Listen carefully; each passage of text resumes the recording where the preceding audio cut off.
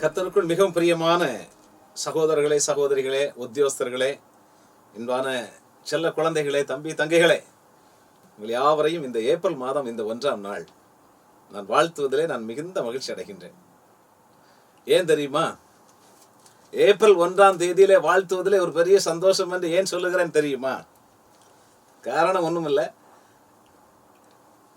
March 31 என்பது கணக்கு ஆண்டு நிறைவு செய்கிறதான மாதம். எல்லா கம்பெனிகளும் மார்ச் 31 சொன்னா எல்லாம் பேலன்ஸ் ஷீட் எல்லாம் ப்ரிப்பேர் பண்ற மாதம். எவ்வளவு செலவு செய்தோம், எவ்வளவு வரவு வந்தது, கணக்கெல்லாம் பார்த்து எவ்வளவு மிச்சம் இருக்கிறது என்று சொல்லி கணக்கு பார்க்கிறதான ஒரு மாதம் இந்த மார்ச் 31. ஸோ ஏப்ரல் 1 எது மீதியானதோ, எது மிச்சமானதோ அதை கொண்டு மறுபடியும் வாழ்க்கையை தொடங்குகிறதான ஒரு புதிய ஒரு அத்தியாயம் ஆரம்பிக்கிறதான ஒரு மாதம் தான் ஏப்ரல் மாதம். ஆகையினால இந்த ஏப்ரல் மாதம் 1ஆம் தேதியில உங்கள் அனைவரையும் காண்பதில் மிகுந்த மகிழ்ச்சி. இந்த நாளிலே நான் இந்த வார்த்தையை சொல்ல வேண்டும் என்பதற்காக எனக்கு கிடைத்த தருணத்திற்காக நம்முடைய தலைவர்களுக்கு நன்றி சொல்லுகிறேன். மறுபடியும் நம்முடைய TSACC இந்த மீடியா குழுவினருக்கு இதை அழகாக இதை பதிவு செய்து கொண்டிருக்கிறதான அன்பு சகோதரர்களுக்கு என்னுடைய நன்றியை நான் சொல்லிக் கொள்கிறேன். இந்த மாதத்தினுடைய வாக்குத்தத்தமாக ஆசீர்வாதமான ஒரு வசனத்தை உங்களுக்கு நான் ஞாபகப்படுத்துகிறது எனக்கு மிகுந்த குதூகலமாக இருக்கின்றது. அந்த வசனத்தை நான் படிக்கின்றேன். நீதிமொழிகளின் புஸ்தகத்திலே 19வது அதிகாரம் 23வது வசனம். நீதிமொழிகள் 19:23 இப்படி சொல்லுகிறது: கர்த்தருக்கு பயப்படுதல் ஜீவனுக்கு ஏதுவானது, அதை அடைந்தவன் திருப்தி அடைந்து நிலைத்திருப்பான், தீமை அவனை அணுகாது. தயவு செய்து நீங்க இதை கவனித்துக் கொண்டிருக்கிறவர்கள் இந்த வார்த்தையை என்னோடு கூட தொடர்ந்து நீங்கள் இதை சொல்லி பாருங்கள். அதை சொல்லும்போது உங்கள் நாவிலே எவ்வளவு ஒரு அழகான ஒரு கம்பீரம், உங்க வாழ்க்கையில எவ்வளவு ஒரு ஒரு சந்தோஷம், ஒரு திருப்தி, உங்க கண்களில ஒரு பூரிப்பு, உங்களுடைய இருதயத்திற்குள்ள ஒரு புதிய ஒரு ஒரு பலம் வருவதை நீங்கள் உணர்வீர்கள். என்னோடு சேர்ந்து சொல்லுவீர்களா? கர்த்தருக்கு பயப்படுதல் ஜீவனுக்கு ஏதுவானது, அதை அடைந்தவன் திருப்தி அடைந்து நிலைத்திருப்பான், தீமை அவனை அணுகாது. கர்த்தருக்கு பயப்படுதல் ஜீவனுக்கு ஏதுவானது, அதை அடைந்தவன் திருப்தி அடைந்து நிலைத்திருப்பான், தீமை அவனை அணுகாது. இப்ப நான் இன்றைக்கு சொல்லுகிறதான காரியம் வேற ஒன்றுமல்ல. திருப்தியான ஒரு வாழ்க்கை, நிலையான ஒரு வாழ்க்கை, தீமை இல்லாத ஒரு வாழ்க்கை, துன்பம் இல்லாத வாழ்க்கை என்று நான் சொல்லல, அல்லது வேதனை இல்லாத வாழ்க்கை என்று நான் சொல்லல. நான் சொல்லுகிறது தீமை இல்லாத வாழ்க்கை, திருப்தியான வாழ்க்கை, நிலையான வாழ்க்கை. இதை சொல்லுகிறது யாருன்னு சொன்னா நான் சொல்லல. இதை சொல்லுகிறது the great prophet Solomon. அவர் இந்த உலகத்துல அனுபவிக்காதது ஒன்றுமே கிடையாது, நம்ம எல்லாருக்கும் தெரியும். ஒரு மிகவும் செல்வந்தனான ராஜா, ஐஸ்வர்யத்திலே தழைத்து திளைத்து வாழ்ந்த ராஜா சாலமன். அவர் சொல்லுகின்றார், அதை அடைந்தவன் திருப்தி அடைந்து நிலைத்திருப்பான், தீமை அவனை அணுகாது. எதை அடைந்தவன் என்று பார்க்கிற போது கர்த்தருக்கு பயப்படுகிற பயத்தை அடைந்தவன். கர்த்தருக்கு பயப்படுகிற பயத்தை அடைந்தவர்கள் திருப்தியாய் வாழ்வார்கள், அவர்கள் நிலையாய் இருப்பார்கள், அவர்களை தீமை அணுகுவதே இல்லை என்று சொல்லுகிற வார்த்தையை பார்க்கிறோம். இப்படி சொல்லுகிறதான சாலமன், ராஜாவாகிய சாலமன், இவர் 40 ஆண்டு காலங்கள் இஸ்ரவேலை அரசாட்சி செய்தவர். தன் கண் கண்ட எந்த சந்தோஷத்தையும் விட்டு வைக்காதவர். அதை பற்றி அவர் சொல்லும் போது மிக அற்புதமாக சொல்லுவார். பிரசங்கியின் புஸ்தகம் 1ஆம் அதிகாரத்திலே 14வது வசனத்திலே நாம் பார்க்க முடியும். சூரியனுக்கு கீழே செய்யப்படுகிற காரியங்களை எல்லாம் கவனித்து பார்த்தேன். இதோ எல்லாம் மாயையும் என் மனதுக்கு சஞ்சலமுமாயிருந்தது. எல்லாவற்றையும் அனுபவித்த சாலமன் சொல்லுகின்றார், அவர் அனுபவிக்காத பொருளே இல்லையா. போஜனத்திலே அவருக்கு இணையானவர் யாரும் கிடையாது. அவருடைய அரண்மனையிலே சமைக்கப்பட்ட ஆகாரம், அதற்கு இருக்கிறதான பட்டியலை நாம் ராஜாக்களின் புஸ்தகத்திலே பார்த்தோம் என்று சொன்னால் நாம் மலைத்து போயிடுவோம். போஜனம், அழகான மாளிகையான ஆடம்பரமான வாழ்க்கை, பெண்களோடு அவருக்கு இருந்ததான மகிழ்ச்சி நிறைந்த உல்லாசமான வாழ்க்கை, அவருக்கு இருந்ததான இதர பொன்னும் வெள்ளியும் ஆகிய அவருடைய அரண்மனையிலே அவர் அம்பாரமாய் அவர் அடக்கி வைத்திருந்ததான வஸ்துக்கள், இவைகள் எல்லாம் பார்க்கும்போது அவர் அனுபவிக்காதது ஒன்றுமில்லை. ஆனால் அப்படிப்பட்டவர் சொல்லுகின்றார், இவையெல்லாம் சூரியனுக்கு கீழே நான் காண்கிற எல்லாம் மாயை என்பதை உடன் பார்க்கிறேன் என்று சொல்லி பிரசங்கி 2:17 மறுபடியும் அவர் சொல்லுகிறார், ஆகையால் இந்த ஜீவனை வெறுத்தேன், சூரியனுக்கு கீழே செய்யப்படும் கிரியை எல்லாம் எனக்கு விசனமாய் இருந்தது, எல்லாம் மாயையும் மனதுக்கு சஞ்சலமுமாக இருந்தது என்று சொல்லுகின்றார். நான் சொல்ல முற்படுவது என்னவென்றால், இந்த உலகத்தில் உள்ள திருப்தியான ஒரு வாழ்க்கை என்பது எதை சார்ந்திருக்கிறது? எல்லாவற்றையும் அனுபவித்த சாலமன் ராஜா சொல்லுகின்றார், இதெல்லாம் மனதுக்கு சஞ்சலம். ஆல் இஸ் வேனிட்டி என்று சொல்லுகிறார், ஆல் இஸ் வெயின் என்று சொல்லுகின்றார், எல்லாம் மாயை, எல்லாம் மனதுக்கு சஞ்சலம் என்று சொல்லுகின்றார்.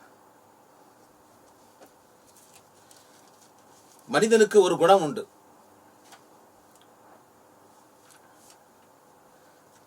உளவியல் வல்லுநர்கள் சொல்லுகிறார்கள்,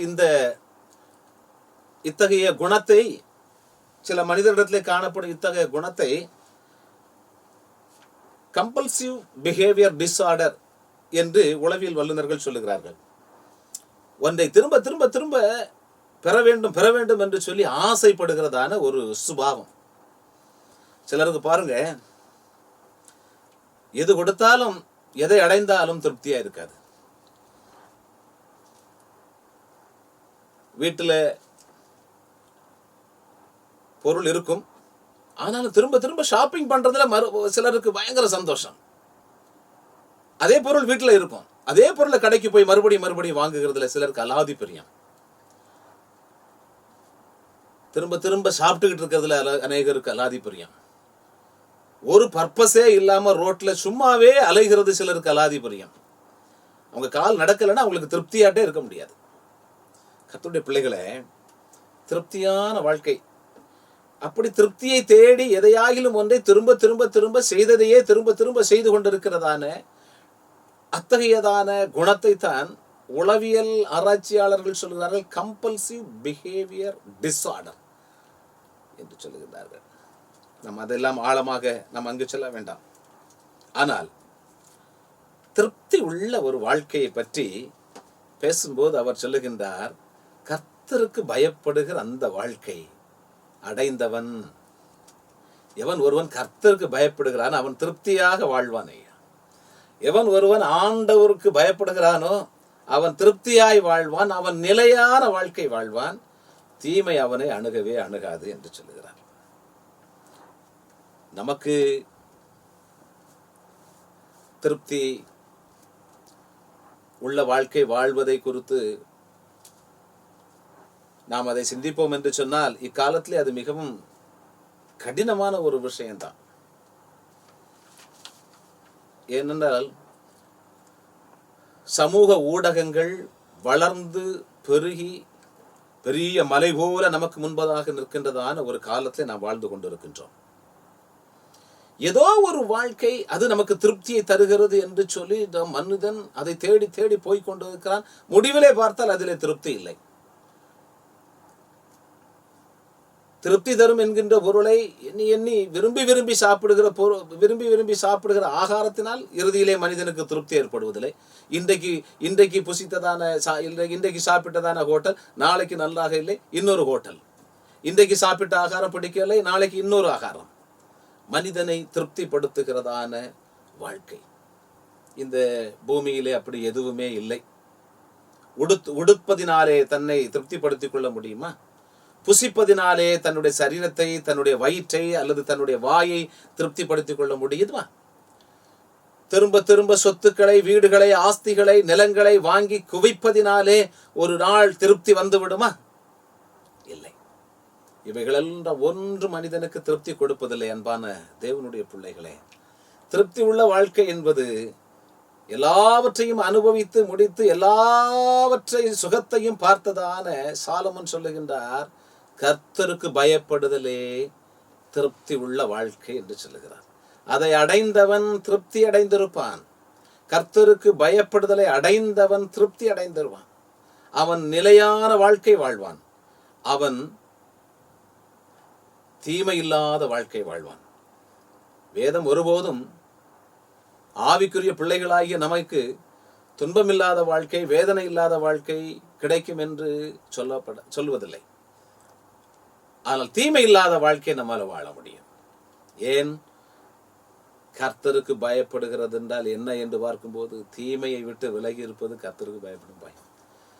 ஆண்டவருடைய பிள்ளைகளே, இந்த ஏப்ரல் மாதம் அப்படிப்பட்ட ஒரு மாதமாக இருக்க நம் ஆண்டவர் சமூகத்திலே நாம ஜெபிக்க வேண்டும். திருப்தி. எந்த நாளும் ஆண்டவர் சமூகத்திலே திருப்தியா எழுந்திருந்து அந்த நாள் வாழுகிற வாழ்க்கை ஒரு திருப்தியான வாழ்க்கையாக, திருப்தியான ஒரு இரவாக, திருப்தியான ஒரு பகலாக இருக்க நம்மை ஆண்டவர் வழி நடத்த வேண்டும். இம்மாதத்திலே சூடான மாதம், கையிலே இருப்பது எது, என்ன எஞ்சி இருக்கிறது, என்ன மீதம் இருக்கிறது, என்ன வளங்கள் நம் வாழ்க்கையில இருக்கிறது, மீதம் இருக்கிறது என்று நமக்கு பெரியதல்ல. நாம் எதை வைத்திருக்கிறோம் என்பது அல்ல நம்முடைய திருப்தி. நாம் என்ன வைத்திருக்கிறோம், என்ன வளங்கள், என்ன பொருள், என்ன ஆஸ்தி நம்மிடத்திலே இருக்கிறது என்பதை பொறுத்து அமைவது அல்ல நம்முடைய திருப்தி உள்ள வாழ்க்கை. தீமையை விட்டு விலகி இருக்கிறதான வாழ்க்கை, அதுவே கர்த்தருக்கு பயந்து வாழுகிற வாழ்க்கை. கர்த்தருக்கு பயந்தவன் நிலைத்திருப்பான். ஹல்லேலூயா. கர்த்தருக்கு பயப்படுதலை அடைந்தவன் திருப்தி அடைந்திருப்பான். ஹல்லேலூயா. கர்த்தருக்கு பயப்படுதலை அடைந்தவனை தீமை அணுகுவதில்லை. ஹல்லேலூயா. இந்த ஒரு சிறப்பான ஒரு வாழ்க்கை இந்த மாதத்திலே நம்மை தொடர வேண்டும் என்று சொல்லி நான் விரும்புகிறேன். நான் உங்களை அதற்காக நான் வாழ்த்துகிறேன். திருப்தி என்று சொல்லுகிற போது சில வேளைகளிலே நாம பொருளால், ஆஸ்தியால் வருகின்ற திருப்தியை மாத்திரம் சொல்லுவதல்ல.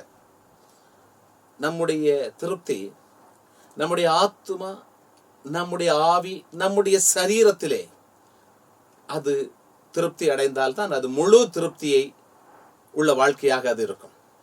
முதலாவது நம்முடைய சரீரம் திருப்தி அடைய வேண்டும். சரீரத்திலே திருப்தி அடைவது எப்படி? நல்ல ஆகாரம் வேண்டும், அதல்லையா? நல்ல அழகான ஆடை சரீரத்திலே நாம் உடுத்துக்கொள்ள வேண்டும். நல்ல அருமையாக நம்முடைய வசீகரமாக நம்முடைய முகத்தை, நம்முடைய தோற்றத்தை, நம்முடைய ஆளுமையை வெளியிலே காட்டுவதற்கான அழகான தோற்றம் நம்முடைய சரீரத்தை செய்கின்றதான வசீகரமான அல்லது அலங்காரமான காரியங்களை செய்வதால் சரீரத்திற்கு திருப்தி ஏற்படுமா? ஒரு வசனத்தை உங்களுக்கு நான் சொல்ல ஆசைப்படுகிறேன். 103வது சங்கீதத்தில் 5வது வசனம் சொல்லுகிறது, நன்மையினால் உன் வாயை திருப்தியாக்குகிறார். அல்லேலூயா. சில பேருக்கு நான் அடிக்கடி சொல்லுகிற விஷயம், வயிறு வேண்டாம் வேண்டாம் என்று சொல்லும், ஆனா வாய் அடங்காது. வாய் வேண்டும் வேண்டுங்கும், நாக்கு அடங்குவதில்லை, கொண்டு வா என்று சொல்லும். சாலமன் சொல்லுகிறார், நீ போஜன பிரியனா இருந்தால் உன் தொண்டையிலே கத்தியை வை என்று சொல்லுகின்றார். சிலருக்கு வாய் அடங்குவதில்லை, திருப்தியே வராது. எதை சாப்பிட்டாலும் திருப்தி அடைய மாட்டார்கள் போஜனத்தினாலே. ஆனால் இங்கே அழகாக 103வது சங்கீதத்திலே சொல்லுகிறார், நன்மையினாலே உன் வாயை திருப்தியாக்குவார். உன்னுடைய சரீரத்தை, உன்னுடைய வாயை, உன்னுடைய உதடுகளை ஆண்டவர் நன்மையினாலே திருப்தியாக்குவார். இது நம்முடைய சரீரத்திற்கு கர்த்தர் தருவதான திருப்தியான வாழ்க்கை.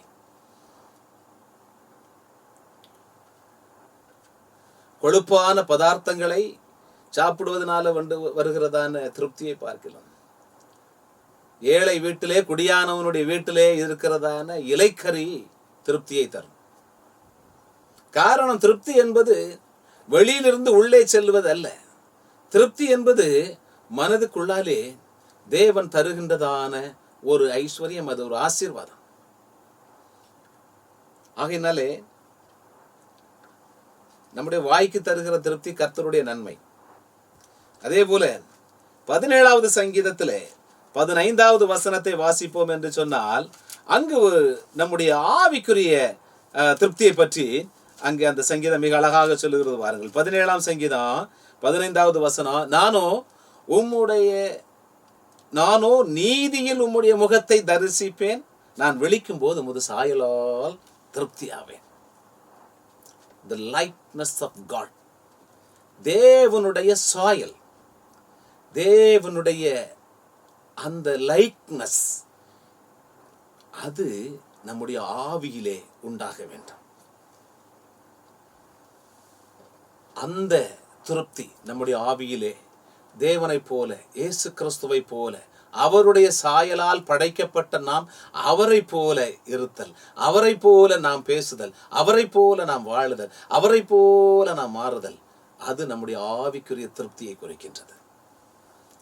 மூன்றாவது ஒரு விஷயம், 107ஆம் சங்கீதத்திலே 8வது வசனத்திலே நாம் நம்முடைய ஆத்தும திருப்தியை பற்றி அங்கு சொல்லுகிறார். பாருங்க, 107ஆம் சங்கீதத்திலே 8வது வசனத்திலே நாம் பார்க்கின்றோம்.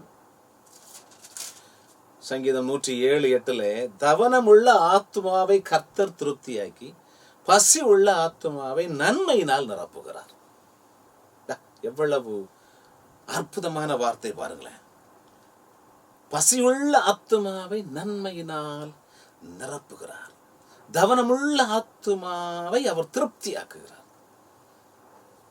The soul, நம்முடைய ஆத்துமா, the desiring soul, வாஞ்சை உள்ள ஆத்துமா, தவனமுள்ள ஆத்துமா, பசி உள்ள ஆத்துமா, ஆண்டவரை பசியோடு பார்க்கின்ற, ஆண்டவரை தாகத்தோடு அவரை அறிய, அவரை நெருங்கி எப்போதும் இருக்க துடிக்கின்ற ஒரு ஆத்துமா, அது திருப்தி அடையும் என்று சொல்லுகின்றார். கர்த்தருடைய பிள்ளைகளை, நான் நீண்ட காரியங்களை நான் சொல்ல ஆசிக்கவில்லை. கர்த்தருக்கு பயப்படுதல் ஜீவனுக்கு ஏதுவானது.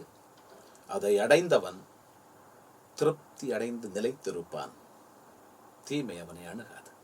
இந்த மாதம் முழுவதும் உங்களுடைய ஆவி, ஆத்துமா, சரீரம் முழுவதையும் கர்த்தர் தம்முடைய நன்மையினாலே, கர்த்தர் தம்முடைய ஐஸ்வர்யத்தினாலே, கர்த்தர் தம்முடைய காருண்யத்தினாலே, இரக்கத்தினாலே, தம்முடைய சம்பத்தினாலே உங்களை நிரப்ப வேண்டும் என்று நான் ஜெபிக்கிறேன். பசி உள்ள ஆத்துமாவை திருப்திப்படுத்துகிற ஆண்டவர்,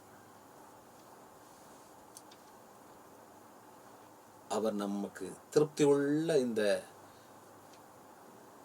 மாதத்தை ஆசீர்வதித்து அந்த வாழ்க்கையை நமக்கு தரட்டும். திருப்தியான வாழ்க்கை இந்த மாதத்திலே ஆண்டவர் நமக்கு தருவாராக.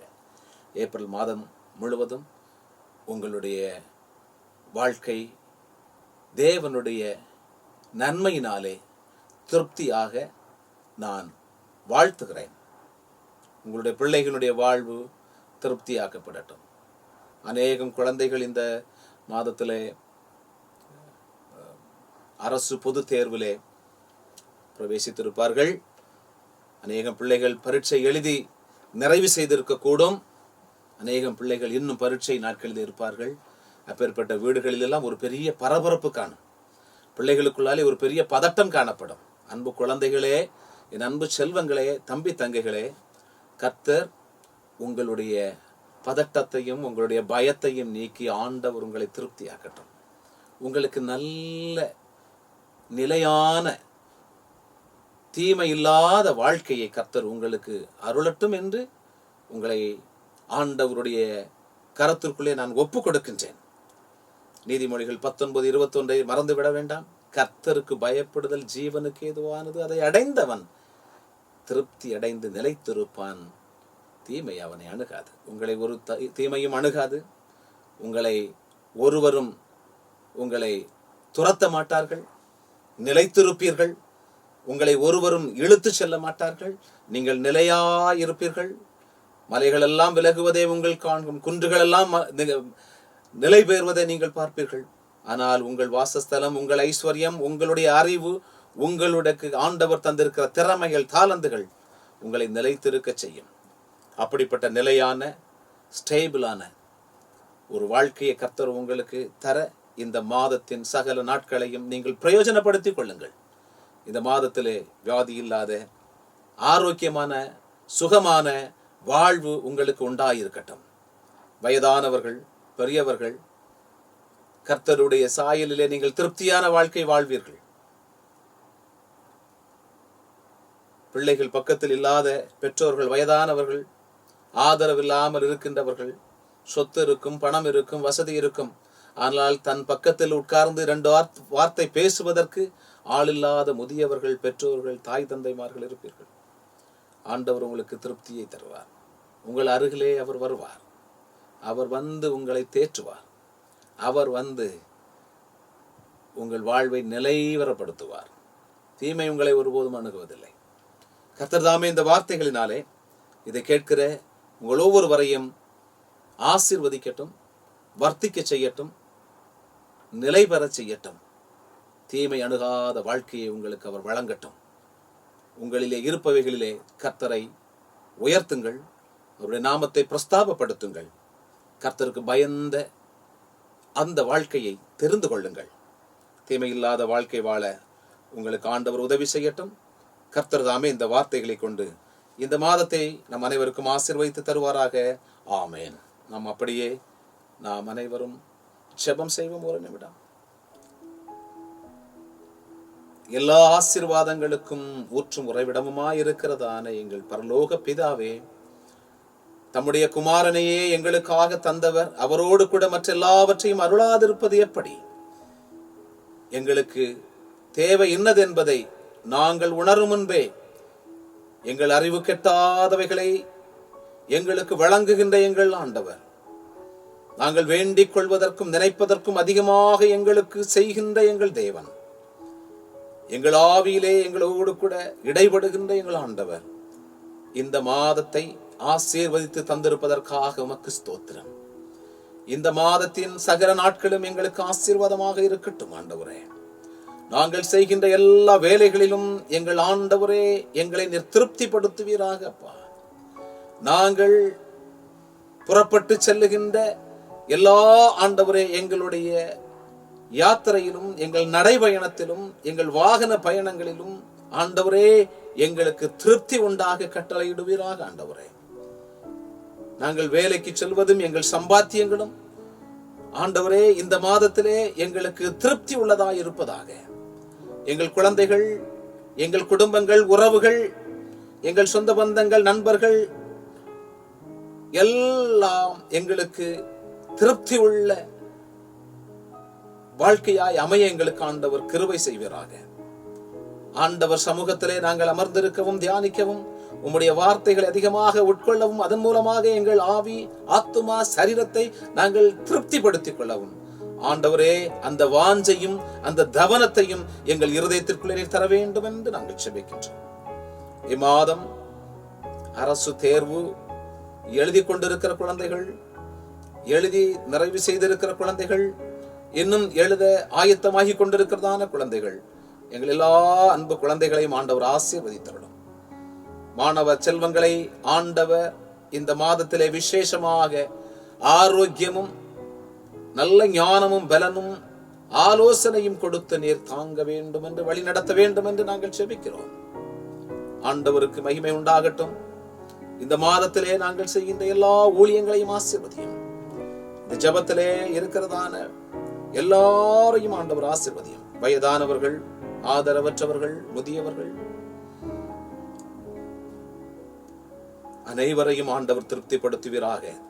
தம்முடைய சித்தம் போல் எங்களை வழி நடத்துவீராக.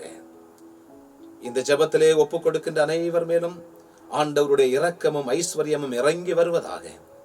தம்முடைய நாமம் ஒன்றே மகிமைப்படட்டும். எங்கள் ஜெபத்தை கேட்பதற்காக உமக்கு ஸ்தோத்திரம். சகல ஆசீர்வாதங்களையும் ஐஸ்வர்யங்களையும் உம்முடைய நாமத்தினாலே இந்த மாதத்திலே நாங்கள் சுதந்தரித்துக் கொள்ளுகின்றோம். பிசாசின் கிரியைகளை எல்லாவற்றையும் கடிந்து அப்புறப்படுத்துகிறோம், சங்கரிக்கின்றோம். ஆண்டவரே, தூயாவியானவரின் பிரசன்னத்திற்குள்ளே திருப்தியாய் நாங்கள் வாழ விரும்பி பிரவேசிக்கிறோம். இந்த மாதத்திற்குள்ளே இந்த மாதத்தின் சகல நாட்களையும் ஆசீர்வதித்து தர வேண்டும் என்று இரட்சகரும் மீட்பருமாகிய இயேசு கிறிஸ்துவின் அதிகாரமுள்ள நாமத்தில் ஜெபித்து வேண்டிக் கொள்கிறேன் பிதாவே. நம்முடைய கர்த்தராகிய இயேசு கிறிஸ்துவின் கிருபையும் பிதாவாகிய தேவனுடைய அன்பும் பரிசுத்த ஆவியானவரின் திருப்தியும் பிரசன்னமும் வழி நடத்துதலும் பாதுகாவலும் பராமரிப்பும் நம் அனைவரோடும் இந்த மாதத்தின் சகல நாட்களிலும் நம்மோடு கூட இருப்பதாக. ஆமென், ஆமென்.